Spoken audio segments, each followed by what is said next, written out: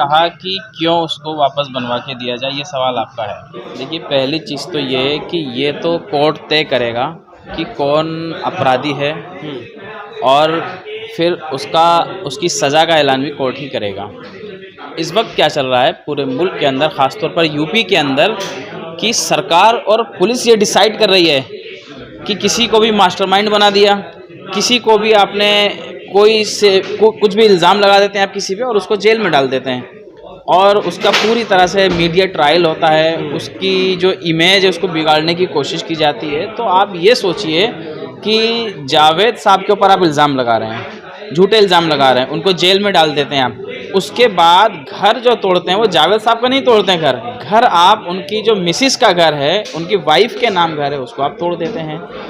तो ये जो नाइंसाफ़ी है ये पुलिस और सरकार की तरफ से की जा रही है, तो ये बिल्कुल इलीगल है, इसलिए इसको दोबारा बना के दिया जाना चाहिए। ये हमारी डिमांड है गवर्नमेंट से। कैसे आप चुनौती देंगे इस चीज़ को? देखिए, कोर्ट में मुकदमा दायर कर दिया गया है और हमें पूरी उम्मीद है यहाँ की जुडिशरी से कि इनके हक़ में फ़ैसला आएगा, जावेद साहब के और उनकी फैमिली के हक़ में फ़ैसला आएगा और हमें पूरी उम्मीद है कि इस मकान को दोबारा बनवाया जाएगा।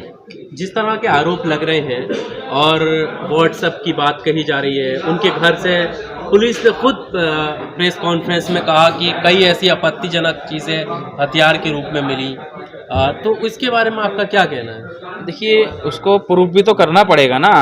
आप तो जानते हैं कि किस तरह से पुलिस की जो कार्रवाइयाँ अभी पिछले कुछ 3-4 सालों के अंदर रही हैं, वो अभी मतलब किस तरह से फाल्स साबित हुई हैं। जिन लोगों को CA NRC के मूवमेंट की वजह से उठाकर जेलों में डाला गया, आज तक उन लोगों में से किसी पर भी कोई इल्ज़ाम साबित नहीं हुआ है। आप चाहे उमर खालिद की बात कर लें, आप शर्जील इमाम की बात कर लें, आप गुलफिशा फातिमा की बात कर लें, कितने सारे लोग, खालिद सैफी हैं, कितने लोगों को जेल में डाला हुआ है। तो हुकूमत की जो इंटेंशन इसके पीछे वो यही है कि हमारे खिलाफ जो उठने वाली आवाज़ें हैं किसी तरह उनको दबा दिया जाए। तो जावेद साहब के साथ इस वक्त ये जो किया है हुकूमत ने, जो उनके खिलाफ जो कार्यवाही की है, उसका रीज़न यही है कि ये हुकूमत के खिलाफ एक मजबूत आवाज़ थी और वेलफेयर पार्टी ऑफ इंडिया के वो नेशनल वर्किंग कमेटी के मेंबर हैं और वेलफेयर पार्टी ने यूपी इलेक्शन में पार्टिसिपेट किया था इनके खिलाफ। तो इसकी वजह से हुकूमत जो है ये बदले की नीयत से कार्रवाई कर रही है। सर, ये जुम्मे के बाद जो पत्थरबाजी हो रही है उसको रोकने के लिए आप लोग क्या कर रहे हो? देखिए, हमने तो कभी वायलेंस का सपोर्ट नहीं किया ना, लेकिन अगर आप प्रूफ कर पाते हैं, अगर पुलिस प्रूफ कर पाती है इसको कि हाँ ये जावेद साहब का ये वीडियो सामने आया है, कोई उन्होंने ऐसी अपील की हो जिससे ये पता लगता हो कि हाँ ये जावेद साहब इन्वॉल्व हैं इसमें, जावेद साहब उससे पहले अपील कर रहे हैं लोगों से कि आप नमाज पढ़ें और अपने घर जाएं, किसी भी तरह के प्रोटेस्ट का हिस्सा ना बने, वो तो शांति की अपील कर रहे हैं।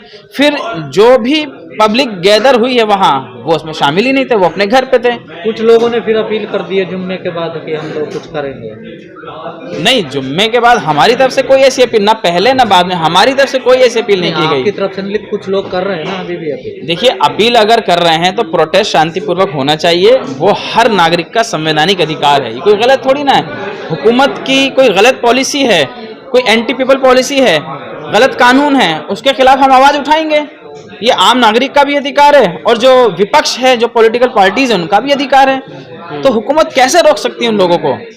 ये तो अभी कुछ टाइम पहले सुप्रीम कोर्ट ने खुद कहा था। षड्यंत्र है ये जो बच्चों को आगे किया जा रहा है पत्थरबाजी। देखिए, इसके पूरे चांस हैं कि जब कोई प्रोटेस्ट होता है तो सरकार और पुलिस ही अपने लोगों को उसमें भेजती है कि ताकि जो है कुछ लोगों को उठाया जाए, उनके खिलाफ कार्रवाई की जाए। तो जावेद साहब को पहले से टारगेट पर रखा हुआ था, ऐसा नज़र आ रहा है इनकी कार्रवाई से, और अभी तक कोई उन्होंने चीज़ साबित नहीं की है, कोई इल्ज़ाम साबित नहीं किया है और उम्मीद है इंशाल्लाह आगे कोई साबित भी नहीं होगा इल्ज़ाम। अभी आप क्या कोई तंजीम यूनाइटेड होने की बात कर रहे हैं? क्या मतलब कोई तंजीम बनेगी, क्या होगा उससे? नहीं, देखिए, कोशिश ये है कि देश भर के अंदर जितने सिविल सोसाइटीज़ के लोग हैं, जो एक्टिविस्ट हैं, कुछ डेमोक्रेसी में और यहाँ के आइन के हिसाब से काम करने वाली जो तंजीमें हैं, उनको साथ लेकर एक मोर्चा बनाया जाएगा, एक अलायंस बनाया जाएगा, ताकि जिस तरह से ज़्यादतियाँ आवाम के साथ हो रही हैं और ख़ास तौर पर मुस्लिम कम्युनिटीज़ के साथ में ये जो चीज़ें हो रही हैं, इसको रोकने की कोशिश की जाए। तो एक वैल्यू बेस्ड पॉलिटिकल पार्टी होने की हैसियत से हमारी और वेलफेयर पार्टी की जिम्मेदारी है कि हम इसको रोकने के लिए पूरी कोशिश करें। पर आप जानते हैं कि ऐसी एक नहीं बहुत सारी तंजीमें हैं जो काम कर रही हैं, लेकिन अभी वो कहाँ है? इस तरह की वारदात हो जाती है, कोई रेस्पॉन्सिबिलिटी उनकी है ना? बहुत सी तंजीमें हैं, काम कर रही हैं, बहुत सी तंजीमें ये है कि भी खामोशी भी इख्तियार करती हैं, वो भी चीज़ें हैं सामने, लेकिन ये है कि सबको अपनी जिम्मेदारी समझनी चाहिए, खासतौर पर ऐसे मौक़ों पर जब एक देश की एक बड़ी कम्युनिटी, बड़ी तादाद वाली कम्युनिटी, उस पर अगर जुल्म हो रहा है तो आप सोचिए आने वाला वक्त ये देश किस दिशा में जाएगा, किस तरह से आप यहाँ की जनरेशन को, मतलब आप सोचिए जो लॉ की पढ़ाई करने वाले लोग हैं, जब इस तरह आप उठा रहे हैं किसी को तो क्या उन्हें सिखाएंगे आप कि ये इस तरह से चीज़ें साबित की जाती हैं? तो क्या ज़रूरत है कोर्ट की, क्या ज़रूरत है किसी को एडवोकेट बनने की? सब कुछ पुलिस ही डिसाइड कर रही है, सब कुछ गवर्नमेंट ही डिसाइड कर रही है। तो ये सब चीज़ें रुकनी चाहिए। आपने देखा कि कितने टाइम से ये जो मुसलमानों के खिलाफ खासतौर पर ये चीज़ें हो रही हैं, कभी तलाक पर बैन की बात होती है, कभी हिजाब पर बैन की बात होती है, कभी नमाज नहीं पढ़ने दिया जाता है, कभी मुसलमान होने की वजह से आपको लिंच कर दिया जाता है। तो ये सारी चीज़ें मतलब मुसलमान होने की वजह से जो की जा रही हैं, ये सब रुकनी चाहिए। जिनके बयान को लेकर ये पूरा बवाल मचा हुआ, देश के पूरी दुनिया में जो ये विवाद पूरा उत्पन्न होगा, उन पर तो कोई इतनी बड़ी कार्रवाई नहीं हो रही है, बस FIR वगैरह। उसकी ही वजह से मुसलमान यहाँ प्रोटेस्ट कर रहे हैं और सरकार के खिलाफ जो मतलब बहुत सारे ऐसे फैसले रहे हैं सरकार के कि मतलब पहले ऐसा रहा है कि मतलब मिनिस्टर ने इस्तीफा दे दिया, सरकारें गिर जाती थी, लेकिन ये इतने बेशरम लोग हैं कि इन पर कोई फर्क नहीं पड़ता है।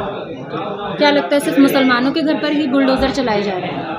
देखिए अभी तक तो 90% तो ऐसा ही सामने आया है कि ख़ासतौर पर टारगेट मुसलमानों को किया गया है, वरना जहांगीरपुरी की अगर बात की जाए तो वहाँ कुछ गैर मुस्लिम भाई भी हैं, कुछ हम लोगों ने वहाँ जाके विजिट किया था, तो कुछ ब्राह्मण लोग भी हैं जिनकी दुकानों को तोड़ा गया वहाँ बुलडोजर से, लेकिन टारगेट में मुसलमान हैं।